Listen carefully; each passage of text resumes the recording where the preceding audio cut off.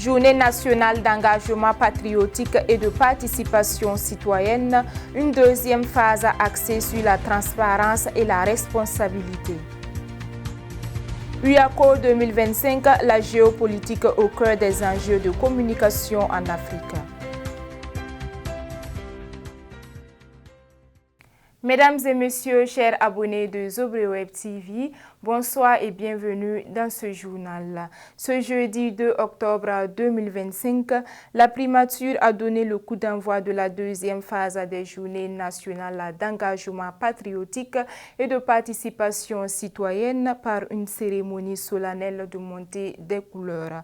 Placée sous le thème de la lutte contre la corruption et la préservation des ressources publiques, cette phase marque un tournant dans l'appel à la conscience citoyenne lancé par le président du Faso, chef de l'État, le capitaine Ibrahim Traoré, relayé par le premier ministre Rimtalba Jean-Emmanuel Ouedraogo. Dans une ambiance de ferveur patriotique, le personnel de la primature a réaffirmé son engagement pour une gouvernance intègre et une nation souveraine. Pascaline Kalmongo pour le point.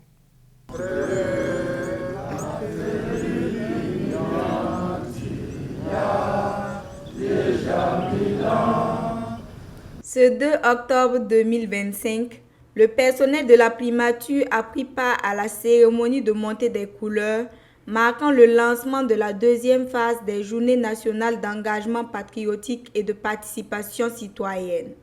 Après avoir entonné l'hymne national, le personnel de la primature a écouté le message du chef de l'État.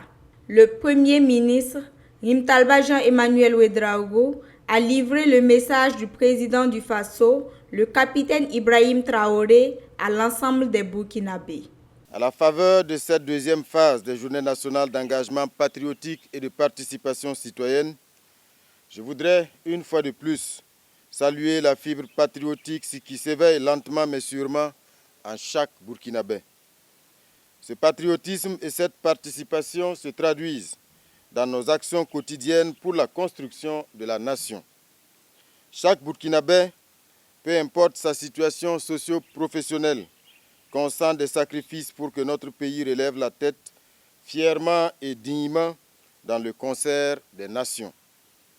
Vous êtes les sentinelles de notre idéal commun, bâtir une nation souveraine, juste et prospère, où chaque citoyen se reconnaît dans les valeurs de dignité, de solidarité, de probité et de patriotisme. Vos actes de patriotisme résonnent dans le monde et honorent notre révolution. Je vous adresse mes félicitations et ma reconnaissance pour votre engagement constant en faveur des initiatives comme le Fonds de soutien patriotique, Faso Mebo, l'actionnariat populaire et bien d'autres actions. Dans son message, le président du Faso a également lancé un appel à une citoyenneté exemplaire. Il a insisté sur la nécessité de préserver la propreté de l'environnement, de veiller au respect et à la protection des biens communs, ainsi que de renforcer la lutte contre la corruption et le racket. La révolution ne peut pas placer un agent de la brigade Labal derrière chaque citoyen pour suivre et corriger ses actes d'indiscipline.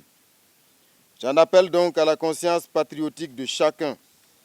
Adoptons une attitude et des réflexes qui rangent nos faits et gestes sur le droit chemin de l'ordre et de la discipline. Pour cette phase des Journées nationales d'engagement patriotique et de participation citoyenne, je nous engage sur 2 points. La protection de nos biens publics et la lutte contre la corruption et le racket qui gangrènent certaines de nos administrations, entreprises et associations. Chers camarades, en période de révolution, la discipline et l'ordre doivent se traduire par le respect et l'entretien de ce qui appartient à tous. Matériel militaire, bus, bancs publics, voies pavées, édifices publics, véhicules de l'État, équipements agricoles et médicaux, etc. La deuxième phase des Journées nationales d'engagement patriotique et de participation citoyenne se veut un temps fort d'initiative citoyenne et de responsabilité partagée. En procédant à la montée des couleurs, Le personnel de la primature a marqué son adhésion à cette dynamique nationale. Elle se tient du 2 au 16 octobre 2025. Nous restons toujours dans les journées d'engagement patriotique et de participation citoyenne. À l'Assemblée législative de transition, le président Dr Ousmane Bougouma a présidé ce jeudi 2 octobre 2025 la cérémonie marquant la deuxième édition des journées nationales d'engagement patriotique et de participation citoyenne. C'est à l'unisson que les députés, le personnel administratif, le personnel de sécurité ont entonné l'hymne de la victoire, le ditanier en langue nationale djoula. À l'issue de cet acte, Dr Ousmane Bougouma a livré le message du chef de l'État, le capitaine Ibrahim Traoré, au personnel administratif, aux députés et au personnel de sécurité. Dans son message, le chef de l'État a salué la fibre patriotique qui s'éveille lentement mais sûrement en chaque Burkinabé. Bertrand Kima pour le point. La cérémonie a débuté par la montée des couleurs. Députés, personnel administratif et de sécurité ont entonné à l'unisson le ditanier, l'hymne de la victoire en langue djoula, dans un élan d'unité. À l'issue de ce moment solennel, le chef du Parlement a porté à l'Assemblée le message du président du Faso, le capitaine Ibrahim Traoré. Le chef de l'État y a salué la fibre patriotique qui s'éveille lentement mais sûrement en chaque Burkinabé.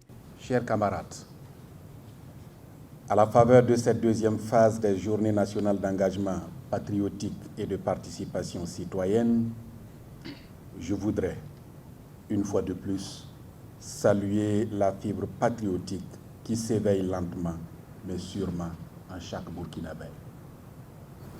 Ce patriotisme et cette participation se traduisent dans nos actions quotidiennes pour la construction de la nation. Chaque Burkinabé, peu importe sa situation professionnelle, consent des sacrifices pour que notre pays relève la tête fièrement et dignement dans le concert des nations. Vous êtes les sentinelles de notre idéal commun, bâtir une nation souveraine, juste et prospère, où chaque citoyen se reconnaît dans les valeurs de dignité, de solidarité, de probité et de patriotisme. Vos actes de patriotisme résonnent dans le monde et honorent notre révolution. Je vous adresse mes félicitations et ma reconnaissance pour votre engagement constant en faveur des initiatives comme le Fonds de soutien patriotique, Faso Mebo, l'actionnariat populaire et bien d'autres actions. Le chef de l'État a également tenu à féliciter la première cohorte des appelés de l'immersion patriotique et leurs encadreurs, les chargeant d'une mission d'ambassadeur. Je félicite également la première cohorte des appelés de l'immersion patriotique ainsi que leurs encadreurs. Vous êtes désormais les témoins et défenseurs des valeurs patriotiques auprès de vos pairs, cadets et aînés, dans vos universités, qu'elles soient au Burkina Faso ou ailleurs.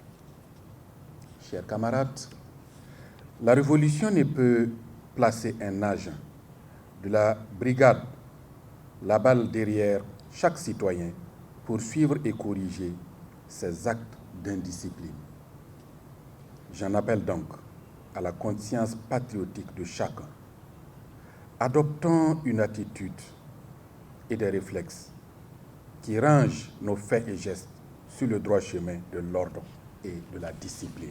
Le président du Faso, chef de l'État, le capitaine Ibrahim Traoré, a invité chaque citoyen à œuvrer pour faire du Faso une terre où règne l'ordre, la discipline, la probité et la justice. C'est parti pour l'édition 2025 des UACO, les universités africaines de la communication de Ouagadougou. Ce grand rendez-vous de la réflexion sur les enjeux médiatiques et communicationnels s'est ouvert le mercredi 1er octobre 2025 dans la capitale burkinabé. Pour cette nouvelle édition, un thème d'une brûlante actualité, influence du contexte géopolitique sur la communication et le développement en Afrique. Dans un monde en mutation marqué par des crises, des conflits et des rapports de force internationaux, l'Afrique s'interroge sur sa voix, son image et sa souveraineté en matière de communication. Retour sur cette cérémonie d'ouverture avec Pascaline Kalmogo et Bertrand Kiema. Pour sa 14e édition, les universités africaines de la communication de Ouagadougou rassemblent experts, universitaires, professionnels et étudiants, tous unis pour débattre et partager leurs visions sur les enjeux cruciaux du secteur. La marraine de cette édition, Madame Aminata Zerbo, ministre de la Transition digitale, des Postes et des Communications électroniques, a insisté sur le rôle clé des technologies de l'information. Elle a souligné que leur maîtrise est un levier stratégique pour permettre à l'Afrique de produire des contenus numériques authentiques qui racontent ses propres réalités. Prononçant le discours du Premier ministre, Pedro Wende Gilbert Ouedraogo a souhaité que ces UIACO soient un véritable laboratoire d'idées. L'objectif est d'aider le continent à saisir les opportunités et à affronter les défis de la géopolitique actuelle. Au cours de ces assises, il est important pour nous de réfléchir ensemble sur ces trois interrogations majeures. Comment le contexte géopolitique actuel influence-t-il les politiques de communication et de développement des États africains? Quelle stratégie mettre en place pour renforcer notre résilience face aux campagnes de désinformation, aux manipulations et aux dépendances extérieures? Comment utiliser la communication comme levier de transformation sociale, politique, culturelle et économique de nos nations? Durant ces 3 jours, vous avez la responsabilité de décrypter ces dynamiques. Ensemble, vous explorerez comment les grandes puissances mondiales utilisent la communication pour projeter leur influence. La ministre togolaise de la Communication et des Médias a pour sa part rappelé une évidence stratégique. Associer la géopolitique, la communication et le développement est la clé pour construire des solutions durables et bénéfiques pour l'Afrique. C'est pour dire qu'il faut tenir compte, lorsque nous communiquons et que nous considérons la communication comme un levier de développement, il faut forcément tenir compte du contexte géopolitique. Et qui parle de contexte géopolitique parle d'influence de la géopolitique. Nous sommes dans une région, moi je viens du Togo et donc voisin du Burkina Faso, nous sommes dans une région qui, à l'heure où nous parlons, subit un certain nombre de contraintes, un certain nombre de situations nouvelles, un certain nombre, d'antagonismes parfois divergents. Et donc, dans un tel contexte, il est important de lever la tête, de regarder ce qui se passe autour, de rapporter ça à ce que nous souhaitons, vers où nous voulons aller, pour pouvoir communiquer efficacement, pour pouvoir servir à nos populations et à l'opinion de façon générale la bonne information, l'information juste qui permet à chacun de se déterminer et de pouvoir adhérer aux projets que nos États conduisent. S'adressant directement aux professionnels des médias, le ministre nigérien de la Communication et des Nouvelles Technologies de l'Information les a invités à une exigence de rigueur et de professionnalisme en soulignant l'impérative nécessité de s'adapter aux évolutions technologiques rapides. En termes d'attente vis-à-vis des médias, l'accompagnement, nous leur demandons juste de faire leur travail avec professionnalisme, de tenir compte de l'évolution technologique, de s'adapter pour ceux qui ne se sont pas encore adaptés. Soyez vous-même, soyez vraiment professionnels. Nous n'avons pas d'autres pays, nous n'avons que la terre de nos ancêtres, cette même terre, c'est un intérêt commun, un idéal commun à défendre. On peut être média, la liberté de la presse, liberté de la parole, d'expression, la vérité, mais le professionnalisme avant tout, le journalisme de solution. Placé sous la présidence du ministre d'État, ministre de la Défense, représentant le Premier ministre, la cérémonie d'ouverture a donné le ton. Entre les allocutions officielles, les prestations d'artistes et une communication inaugurale sur le thème central, l'événement a débuté dans une dynamique réflexive ponctuée par la découverte des stands d'exposition. Mesdames et messieurs, c'est la fin de ce journal. Merci de nous avoir suivis. Restez connectés sur Zobre Web TV. Au revoir.